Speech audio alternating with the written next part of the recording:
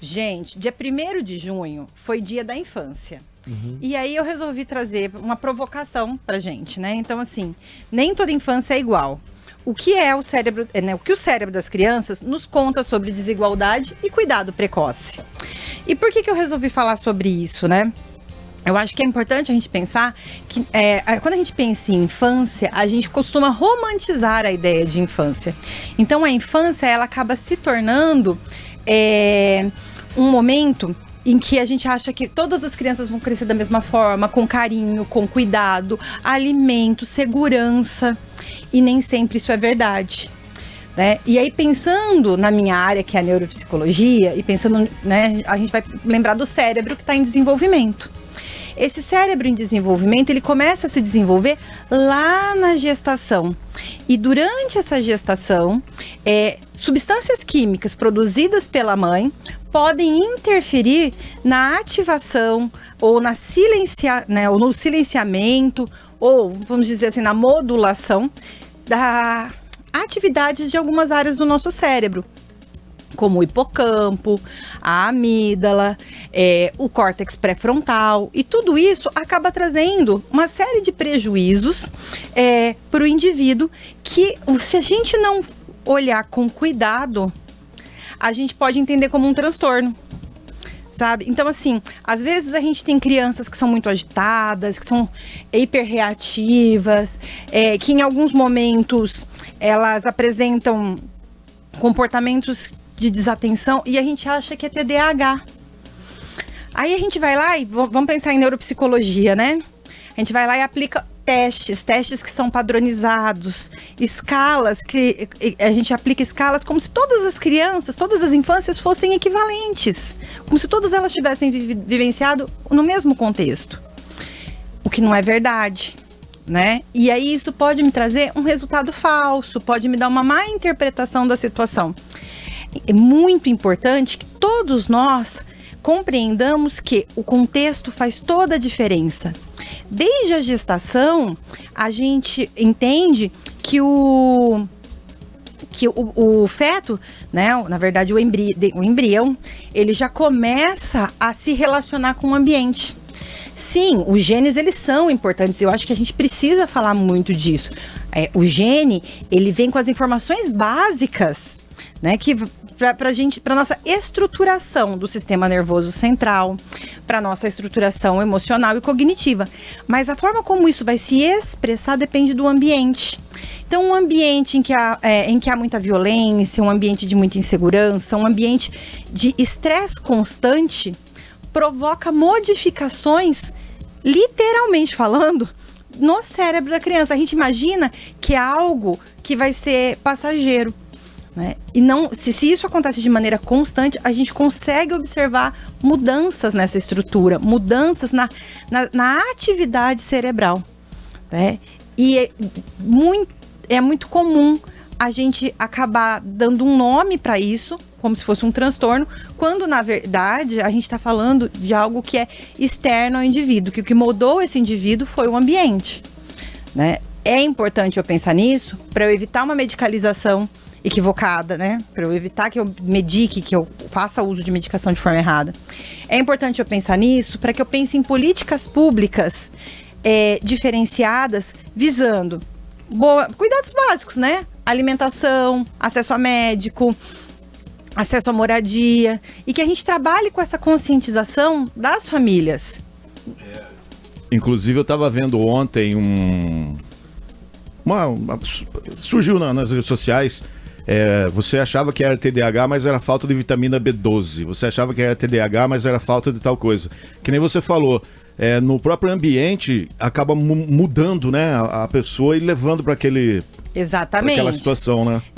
A questão da vitamina B12, ela interfere numa série de processos, né? Então, assim, a falta de vitamina B12, ela é muito séria, a ponto das pessoas acabarem sendo confundidas com demência, com pessoas com demência, né? Então, assim, é preciso controlar, mas é preciso olhar para isso também com cuidado. Sim, então, assim, para saber se é uma coisa ou é outra, a gente precisa fazer um olhar diferenciado. Então, não adianta aplicar apenas testes, né? Porque a neuropsicologia não é feita só de testes, mas também não adianta eu achar que é tal coisa, achar que é A ou que é B. É preciso buscar ajuda para fazer essa identificação. E tem que ser uma ajuda qualificada, sim, né? Sim. Até onde a questão geracional, não sei se tem a ver, mas influi nisso. Por exemplo, às vezes as pessoas falam, a geração atual é isso e aquilo. Tem normas que se aplicam em vários adolescentes, que, sabe, coisas que se repetem, e daí eles falam, é culpa da geração atual.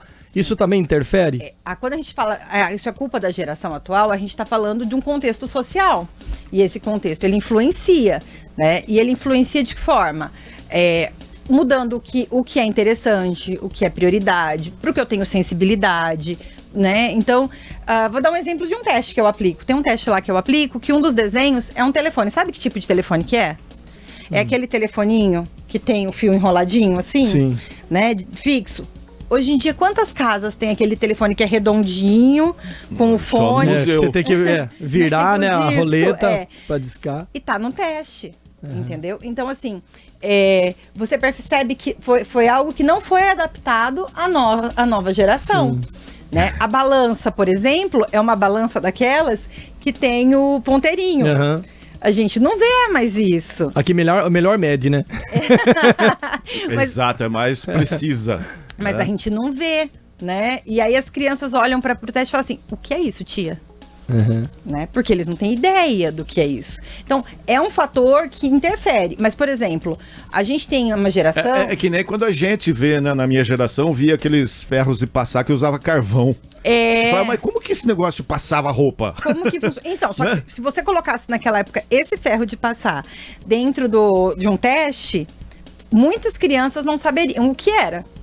Então. Né? Porque não tinha acesso, porque não tinha conhecimento. Então, a gente precisa levar em consideração ao que essas pessoas têm acesso. A nova geração, ela não sabe esperar. Ela tem dificuldade, é tudo muito imediatista. Mas eu acho que são alterações que fazem parte da evolução do ser humano, né? E sabe o que é engraçado? E sabe o que é engraçado? Não interrompendo você, dentro do que a gente está falando, dentro de coisas antigas e tal, às vezes meu filho pergunta, né? Como é que isso funciona? Você tenta explicar, você vê que é uma coisa assim, né? É extraordinário, né? É completamente diferente do que eles têm hoje, né? De base, né? De tudo que funciona. Eles falam, mas parece que hoje é mais fácil o funcionamento das coisas do que era antes. E é mesmo, é mais intuitivo. Porque as coisas evoluem, né? Não dá pra incriminar só a tecnologia, né? Não, imagina, ela traz grandes facilidades e se a gente souber fazer o uso dessa tecnologia, nossa, é incrível. Vocês já discutiram com o chat? Então, através desses testes, você tem também uma noção da... A gente consegue ter uma noção de onde tem a fraqueza e onde tem as fortalezas, o potencial daquela criança.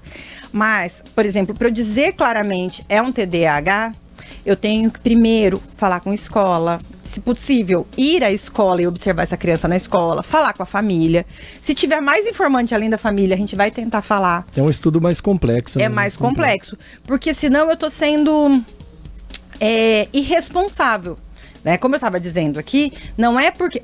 a gente estava falando, uma criança exposta a muito estresse afeta determinadas regiões no cérebro. Essas regiões estão ligadas à memória, ao medo, estão relacionadas a controle inibitório. Gente, é tudo que está relacionado a TDAH. Se eu não considerar, né, a história dessa criança, eu vou, vamos dizer assim, dar um diagnóstico equivocado. Né? Então, é preciso saber que vai muito além de teste. Não é teste só. Se fosse teste, qualquer um faria.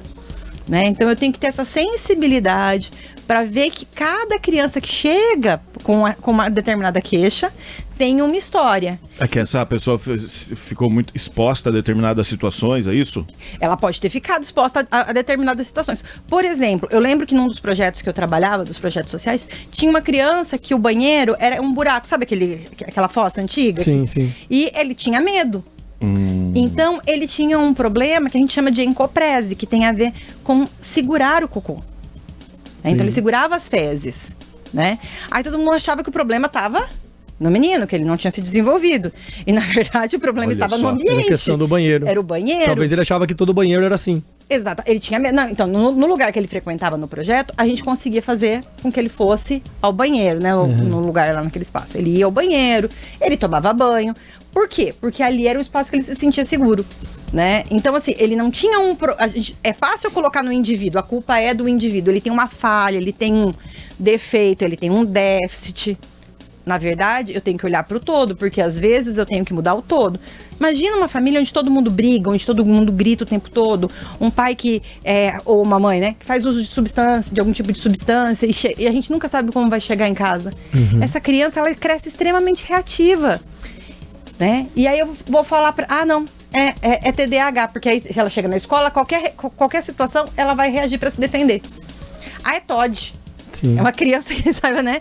Não é, gente. Tem que olhar. Não posso dar diagnóstico precoce. Mas, desculpa cortar, mas é aí que vem o julgamento. Porque às vezes a pessoa, ela tá num ambiente que tem gente que tem facilidade de pegar alguma informação, de aprender alguma coisa. E daí quando a outra pessoa não tem, daí ela é caracterizada com algum desses transtornos, distúrbios.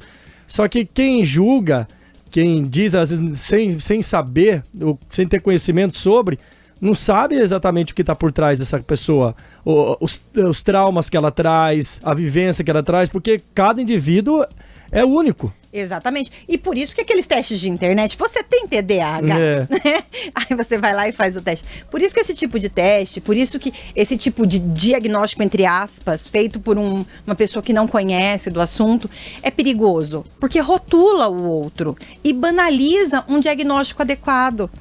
Né? Então, a gente precisa pensar que, longe de ser o destino de uma criança ter alterações, né, tá na nossa mão a possibilidade de oferecer saídas, soluções. Então, assim, para finalizar, todas as crianças têm potencial, mas eu dependo do ambiente para que esse potencial se expresse. Né? Não adianta eu ter bilhões de sinapses sendo formadas, mas eu não ter um ambiente que me ajude a dar uma manutenção a isso. Entenderam? Sim, perfeito. Então é isso, gente. Vamos deixar de romantizar a infância. Vamos olhar, principalmente o pessoal que trabalha com criança, né? Olhar entendendo que cada criança é única e tem uma história. E o melhor, não dá pra ficar não é só teste, né? É uma base, é uma série de fatores que vocês têm que acompanhar. Porque às vezes o teste é um ponto de partida. Às vezes você faz um teste para ter um norte, para saber onde você vai buscar a informação, não é isso? Exatamente. Na verdade, a gente começa com a anamnese, que é justamente uma entrevista, e aí depois a gente vai para a testagem. Mas geralmente a gente volta para o teste, volta para observação. Então vai muito além.